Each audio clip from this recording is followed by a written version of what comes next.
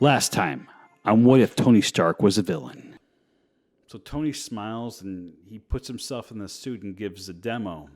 This is my new contribution to the world, he says. War. Built-in flamethrower. He burns that entire facility to the ground. No survivors. Rhodey had the unfortunate pleasure of going to pick up Tony. It was easy to find the location because all he had to do was follow the fire and smoke. He sees Tony surrounded by scrap metal. Tony looks up at Rhodey and asks, "Please, tell me you brought burgers." Tony couldn't wait to get back to his home and make another suit of armor. He begins to build. This version is a little bit more slicker, slimmer. But the question is, could it fly? He had complications last time, obviously. Oh, that reminds him, he had to call Obadiah. There's a bunch of shrapnel metal that needs to be removed from the desert. No questions. That he didn't know it was him that put him in that facility to begin with. So he instructs Happy to get in the suit. And after a few test runs, 2 concussions, and now he's in a coma, and no one knows when he's going to wake up.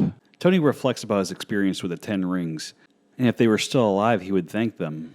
He felt he had been cured. He now finds drinking and gambling disgusting. But what happens, he just traded those vices for another. So after getting a few kinks worked out of his new suit, he puts it on and starts to fly over the city. The Air Force tries to keep up with him and not quite sure what it is. Some pilot says it's a man, but how is that possible? He shoots them all down as ground control and Rhodey are freaking out. To not upset the American people, they lied. Nothing no one should really be concerned about, but to them, this is going to give them enough time to figure out what the hell that thing was. Little did they know it wasn't in U.S. airspace. It was headed overseas to England, Japan, Alaska, every location that has a 10 rings. He does the same exact thing he did to the one in the Nevada desert.